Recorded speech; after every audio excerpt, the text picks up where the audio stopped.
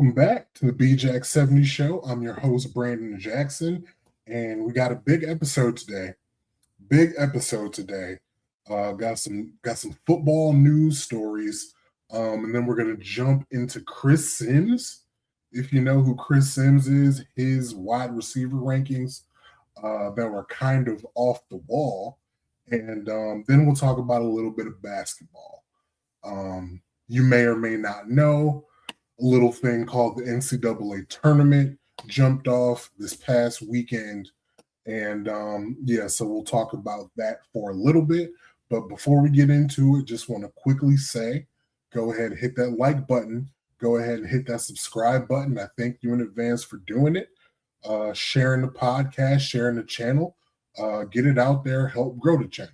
So with that being said, appreciate you doing that. And let's jump into the football news. Let's get through this football news pretty quickly. Got a lot to say, or a little bit to say about a lot of things. So let's get to it. First of all, a take that was circulating the Twitter sphere on Monday morning and afternoon.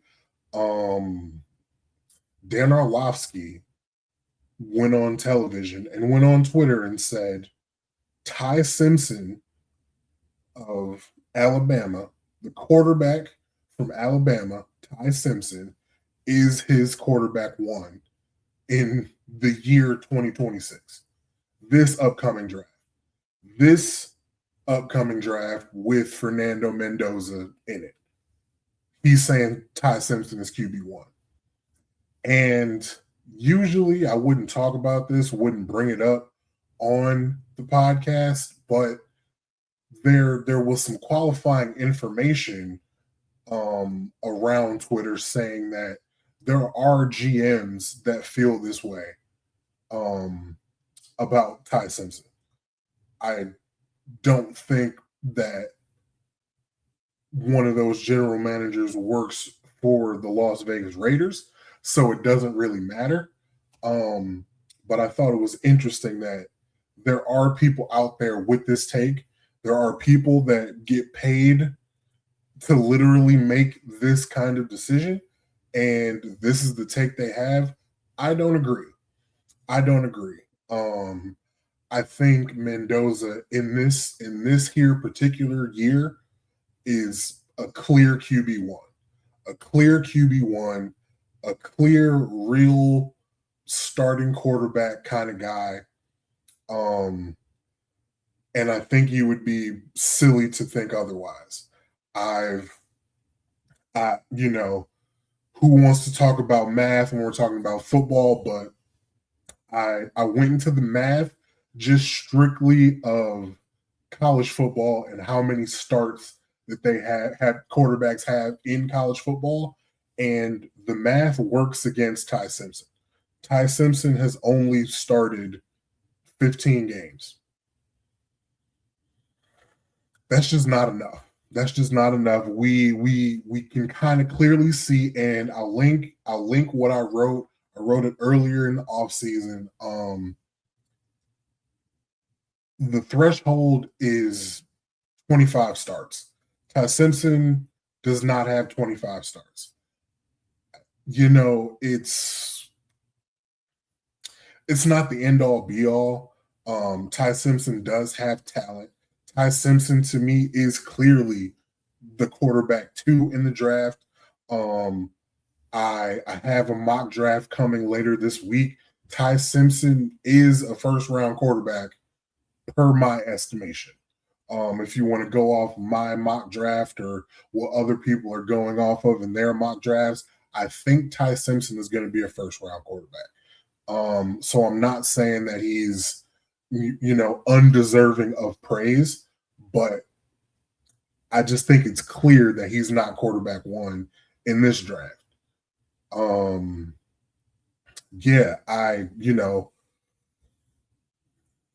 don't know what they're seeing. Like his highs, on film, he has some amazing throws, but they're kind of, I don't want to say few and far between, but they're kind of far between. There was a lot there was some good put on film, but there was also some bad put on film. I think, this is speculation, but I think it's notable that wouldn't go back to Alabama to play for one more year. Kind of feels like a Dylan Gabriel situation at Oklahoma, where they kind of nudged him out the door, like it, or even not Dylan Gabriel, like a Spencer Rattler situation at Oklahoma. Like, brother, we got our quarterback. We appreciate you, but you can't start here.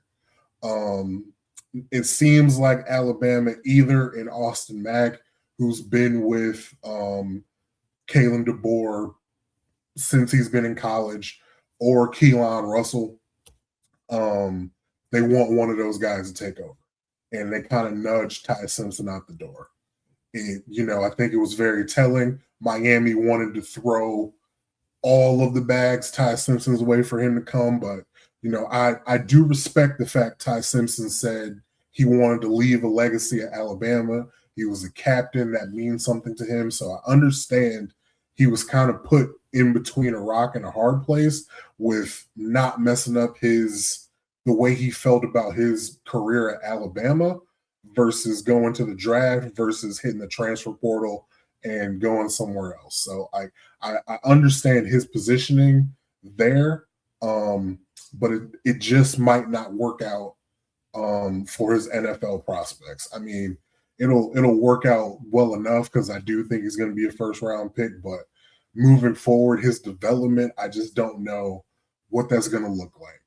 I'm not going to talk where I have him going in my mock draft. You'll just have to see when that comes out later this week. So stay tuned for that. But QB1 is a bridge too far for me for Ty Simpson. It's Mendoza. It's been Mendoza since January, since Martin Luther King Day. Yeah, that's all I got to say about that one. Next up, Jackson Smith-Njigba. Jackson Smith-Njigba broke the bank. He got a contract extension from the Seattle Seahawks. He's now the highest paid wide receiver in the National Football League, $42 million per year, highest average annual value for a receiver. 4 years, $168 million, well-deserved, offensive player of the year, Super Bowl champion, developed here, Jackson Smith-Njigba. You got to put the stamp on it as of today, Jackson Smith-Njigba, #1 receiver in the NFL. It's going to be a fun year seeing them hot potato the title back and forth. Is Smith-Njigba, is Puka Nacua, is Justin Jefferson, is Jamar Chase. Pick your poison. Whichever one you like, you can make a case for, you can make an argument for, but JSN has the contract. JSN has the offensive player of the year, pretty much the highest award you can win as a wide receiver, because they're damn sure not about to give him MVP. And he's a Super Bowl champion. Helped his team win a Super Bowl championship. So he's got the stats, he's got the hardware, he's got the bag of money to prove it. He's #1 in the league. Debate who you want to debate. I might even want to debate myself. I'm still partial to Justin Jefferson, but that's just me. I think Justin Jefferson with Kyler Murray is going to be able to show some folks he has not done anything to dissuade the public from thinking he's the best receiver in the league. It's just he had terrible, awful, despicable quarterback play. We'll see. Best thing about football is we get to see football games played in the fall. So this question will pretty much answer itself. But yeah, shout out to Jackson Smith and Jigba, highest paid receiver, getting the bag. Love to see football players get paid. So shout out to him. Speaking of football players getting paid, Travis Kelce officially signed his contract today. And as of recording, it was originally reported it was going to be a 1-year deal. 1-year deal, $12 million, $3 million in incentives. But today, Ian Rappaport came out and said that it was 3 years, $54 million with the potential for more in incentives. And that shocked everybody. Everybody side-eyed it, was shocked about it. But I don't know this to be certain right now, but I believe it's just funny money. I believe it's fake. There's no real money after the first year. I think he's got one more year on the Chiefs, and then he'll retire or get cut, or whatever cap maneuvering they have to do to get him off the books and split that money up on the salary cap over a couple years. But I don't see him signing for 2 more years after this one. So I think everybody can get their panties out of a bunch. Everybody's like, 3 years, he was already old. What are we? Chill. So I'm just going with what was reported before. 1 year, $12 million, $3 million, based on some, I think, playoff wins and where the Chiefs end up finishing. So, I mean, given their history, it'll probably, get close to that $3 million, but we'll see. But yeah, just wanted to touch on that.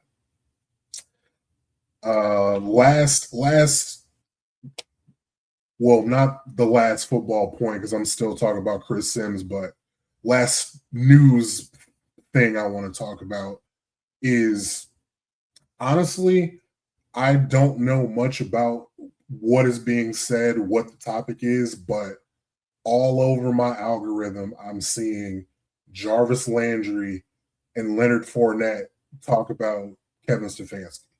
And mainly Jarvis Landry talking about Kevin Stefanski.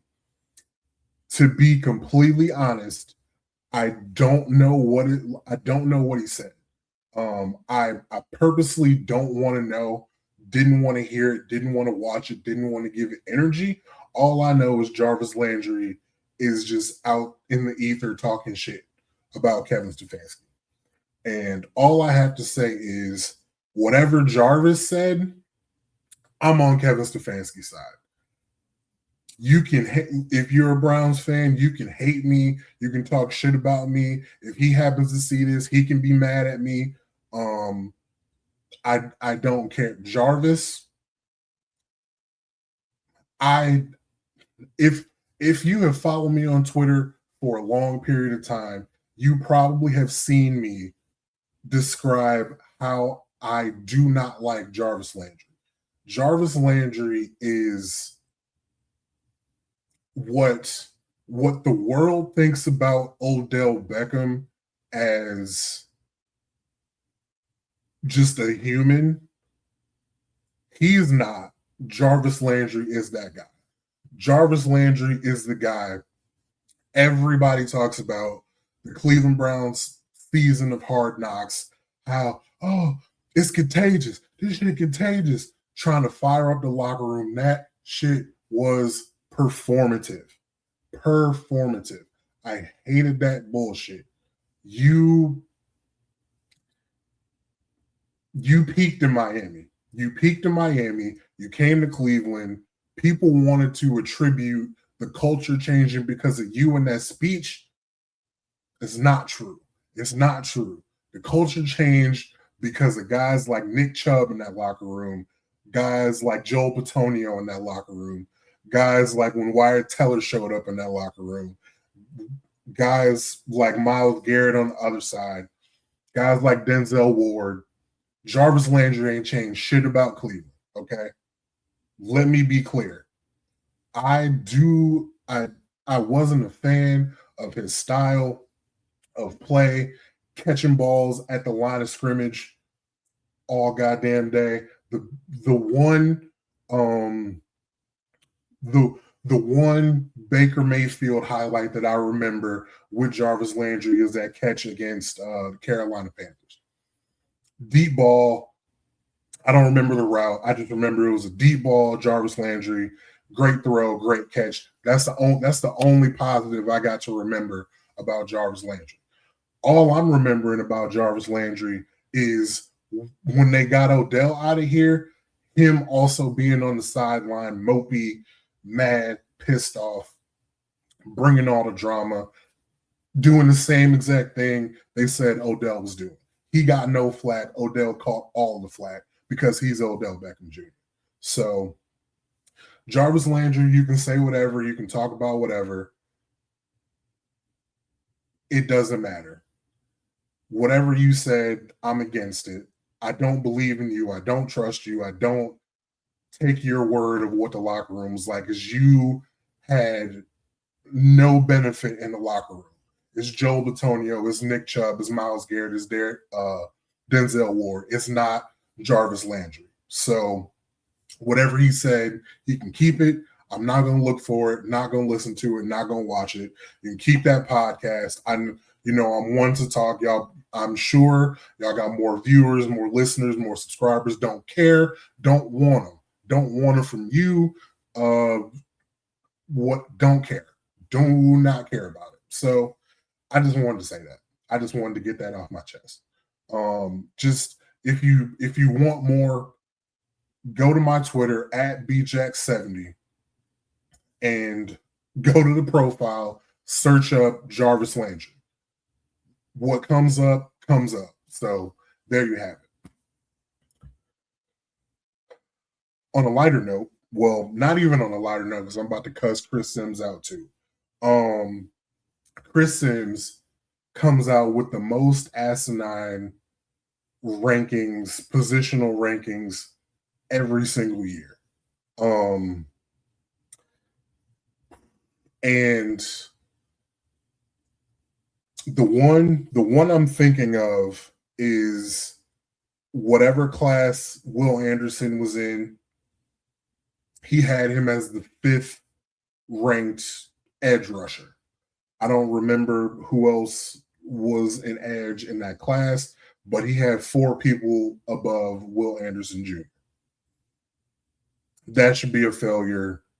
You should not be able to put this information out anymore after doing that. But he's back, and he has published his top 5 wide receivers. And I'm going to read them to you in order. This is in order. This is not alphabetical order. This is real who he thinks is best. Number one, David Boston from the University of Washington. Number 2, Jordan Tyson from Arizona State. Number 3, Chris Brazzell II from the University of Tennessee. Number 4, Carnell Tate, The Ohio State University. And number 5, Zachariah Branch, University of Georgia.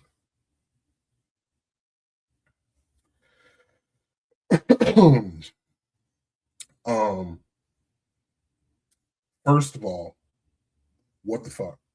Second of all,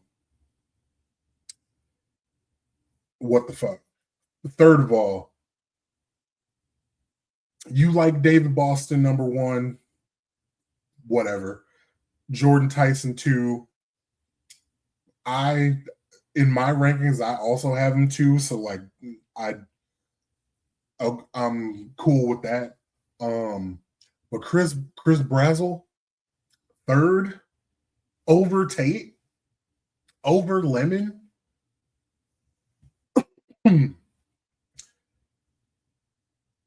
Brazel's not even in my top 7. And I get it. I'm not, I'm not a highly thought of scout. I don't do this professionally. I'm kind of attempting to with this podcast, but I know people aren't coming to me for wide receiver rankings, but come on, dog. Carnell Tate 4? 4? I'll give you 2. If you really like Makai Lemon, I'll give you 3. But 4? Excuse me. My rankings, if you're asking me, my rankings would be Carnell Tate, Jordan Tyson, Makai Lemon, David Boston, KC Concepcion. That's my 5. And then I got Omar Cooper Jr. And then I got Zachariah Branch. Brazel not in the top 7. I guess Brazel would be 8. I guess it would be 8. But that's something. Chris Sims, man, I really don't know what to think. I really don't know what to say. And again, got the mock draft coming. You'll see where I have the receivers going. They don't necessarily. It doesn't necessarily correlate with my rankings. If I'm remembering correctly, I think they're a couple of what I think might happen. What I think teams will do is different than how I would rank the receivers. There's one guy in particular that I'm thinking of that would really be a fit with a certain team. And that would have him going above a couple of these other guys that I have ranked ahead of him. But yeah, I think Chris Sims is on an island by himself, having Tate 4th. And look, man, I like not having Makai Lemon ranked in the top 5, I think is crazy. Not to say that he's going to be some superstar receiver, not to say that he's going to be a game changer or anything like that. I think he's going to be a good receiver in the NFL, and we'll see if he can elevate above that. But just to not have him ranked and to have Zachariah Branch ranked ahead of him when we haven't really seen Zachariah Branch do the real receivers stuff that Makai Lemon does. Like, I get he's at Georgia and he's asked to do a role. And I even said, I don't know if I said it on this podcast, but at the combine, Zachariah Branch looked a lot better at the route running and the gauntlet drill and the real wide receiver stuff than I expected him to look. That being said, that's the combine. We should really be basing how we think about these guys on the film, on the actual football, on the padded football, on the tackle football, not the underwear Olympics at the combine. So to have Branch over Makai Lemon, over Concepcion, over Cooper, I strongly disagree with that. He's a great athlete. He's definitely going to be able to be used by some team in special ways. It's really going to take some creativity to unleash him in the NFL. And I'm curious to see who ends up getting him and what they can do with him, opposed to somebody like a Lemon or a Concepcion, where you can, like, what you're going to get. They can run the route tree, you know they can get some separation and catch the football and do things in traffic. You know that, and you've seen that on film. So that's very interesting to me. But yeah, again, far be it for me to talk about another person's rankings like this, but I really don't agree. Super strongly don't agree. All right, let's talk about the basketball. Let's talk about the basketball. And before I get into March Madness, there was a little blurb on Twitter that said LeBron James, surprise, surprise, probably not going back to the Los Angeles Lakers after this season. Given the story that came out about Jeannie Buss and the Buss family and that wholesale, and what was reported to have been said behind closed doors, that they didn't really want to give LeBron an extension, but they kind of had to. They were kind of forced to just because of public perception. Just that alone feels like he wasn't gonna, no matter what, he wasn't gonna go back to the Lakers. On top of that, again, feels like the worst kept secret in the NBA. LeBron is thinking about coming back to Cleveland, which would be very much appreciated by the city of Cleveland. You might not get 100% consensus, but at this point, I think you'll probably get about 90%. There might still be some people that hate him even after 2016 for what he did with the decision, leaving and whatever, but those people are dumb. Well, I don't want to call them dumb, but those people are misguided. I would love to have some conversations with those people that still hate LeBron even after all these years, even after bringing the city a championship.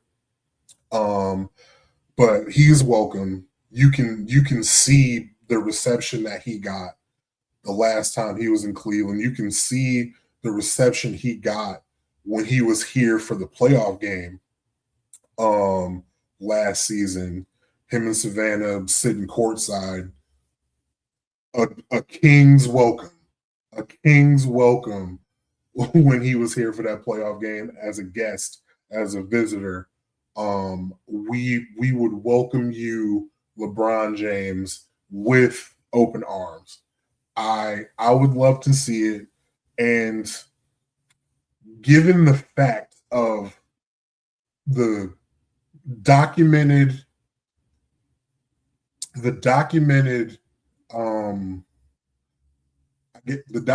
film of how Cleveland behaves when Bronny James gets in the game and does things, bring Bronny back too. Bring him back. Bring him home. Bring the whole family back home.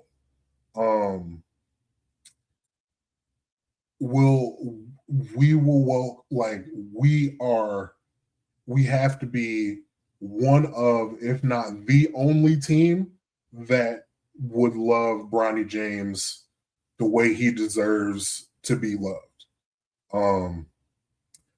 Because of how it went down, how he got drafted, what the relationship is like with LeBron James in Los Angeles, I don't know how they feel. If LeBron James Sr. isn't on that team, I don't know what the outlook is going to be for LeBron James Jr. on that team.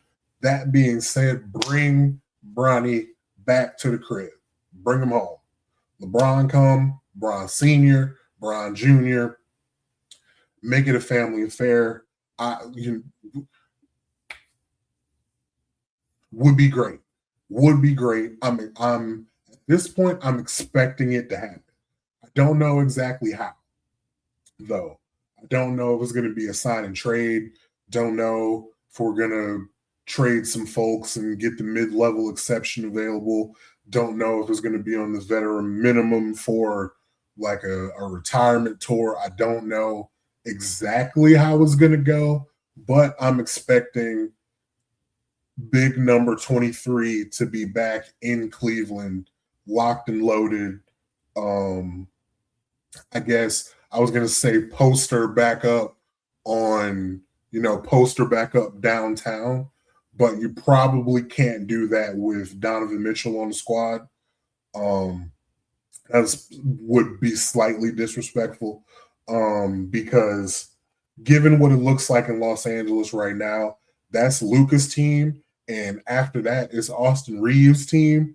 So LeBron is already winding down, already giving up some reins. He will come back to Cleveland and be loved and appreciated and celebrated in the correct manner that he should be. But it's still going to work that same way. My dog, my brother in Christ, Big King, LeBron James, this is Donovan Mitchell's team. Respectfully. Respect, all due respect. Not like how Mark Jackson said all due respect. With all due respect, big dog, this is Donovan Mitchell's team. He's the one that's been here putting in the work. He's that guy. He's the one on the posters, on the taking the shots, leading us in the playoffs. He's the only one that really has shown up in the playoffs for us over the last few years, but he can't do it alone. So we need you. We'll see what it looks like this year in the playoffs with James Harden, how Evan Mobley performs, if Jared Allen can keep the toughness streak going. We'll see what it looks like. But LeBron James, I expect to be back to the Cavs. It also said that if he's considering the Cavs, he's also considering the Golden State Warriors, and I just can't see it. I know, just as basketball fans at large, we kind of want to see LeBron James and Steph Curry play together. It's not going to be on the Warriors. I don't think that could happen. Just from the sheer vitriol that Warriors fans have shared about LeBron James, I just don't think that could happen. Because the Warriors are Steph's team, and I know I just said the Lakers are Luka's team, the Cavs would be Donovan Mitchell's team, but the Warriors are Steph's team in a different way than Donovan Mitchell or Luka. Steph's been their guy. They drafted him. He is the Warriors. He's not like the Warriors guy. Steph is the Warriors. Like Donovan Mitchell is Cleveland's guy now.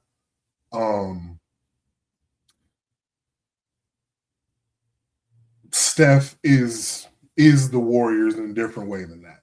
So I don't see that happening. I guess, you got to say anything is possible, but that's not something I see going down. So I'm not really too worried about that. I'm just getting ready, saving money, getting my bank account ready for how high priced the tickets will be at Rocket Arena downtown Cleveland. So yeah, I'm preparing for that. In advance, welcome back, King James. Last but not least, March Madness started last Thursday, happening over the weekend. Amazing basketball all over the country. Every night a good game.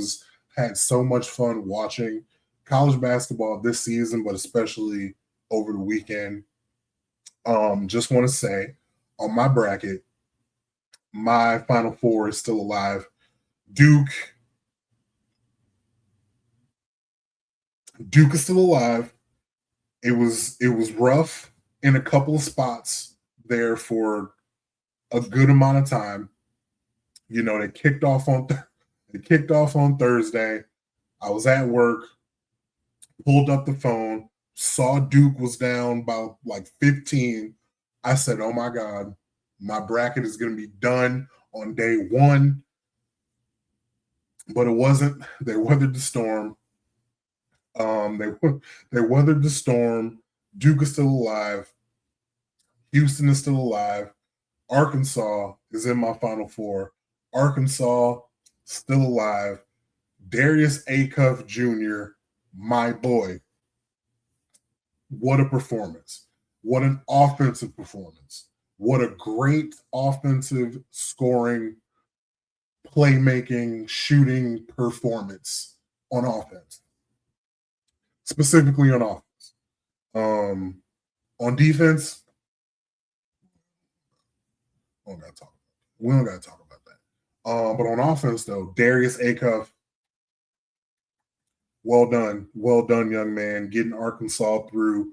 I'm gonna need y'all to get through Arizona, either on Thursday or Friday. Don't know which day you play, but need you to go ahead and do that for me, big dogs. And got Michigan in rounding out the Final Four. So Duke, Houston, Arkansas, Michigan. Yeah, I'm believing in John Calipari. I've been a John Calipari guy ever since Derrick Rose. I'm going to keep doing it. I'm going to keep believing, especially if they keep getting dudes like Darius Acuff. But they got I like Brazil. I like the rest of that team that they got. I've watched a couple games of theirs throughout the season. So as long as Darius Acuff can keep scoring and keep playmaking like he's been doing, especially given how Arizona looked for a long stretch against Utah State on, was that Sunday? For a long stretch, they were looking real shaky. So I think Arkansas could get over on them. Maybe the game of the weekend, Nebraska and Vanderbilt. Nebraska couldn't miss. Like, them boys shooting the lights out. And then I had Vandy winning. So I was, I'm watching with bated breath. I'm, biting my nails and doing all the stuff. And Tyler Tanner just barely missed that shot. I've never seen a shot from half court get that close and miss. And apparently it's not the first time it's happened to Tyler Tanner this year. It happened earlier on a game winner earlier in the year. And that's tough. Don't know if he's going to declare. Don't know if he's coming back to Vandy. But that kid has heart. That kid has determination. That kid was all over the floor in that game. I'm a fan of his. As you can see, I'm just going to be a fan of small guards all throughout the NCAA tournament. But it's been, there's been some very good games, some excellent basketball. I've personally given college basketball some flack over the quality of the games that I've seen over the years. But this whole year has been excellent. I've enjoyed it from top to bottom. I've enjoyed, watching all these draft prospects, watching all these teams, like Duke and Michigan going at it. I've enjoyed the whole season. Just watching random games. I enjoyed Miami, Ohio's season. Just a great college basketball season, and very excited to see it continue with the tournament on Thursday. So that being said, that is going to be the end of the podcast. Appreciate you watching. Appreciate you being here. Thank you in advance again for liking the video, subscribing to the channel. Remember, I have mock draft coming later this week. It's going to be in print and video form, so be on the lookout for that. Yeah, man. So anything you want to say in the comments, leave a comment. I'll get to it next video. But yeah, until then, I'll see y'all.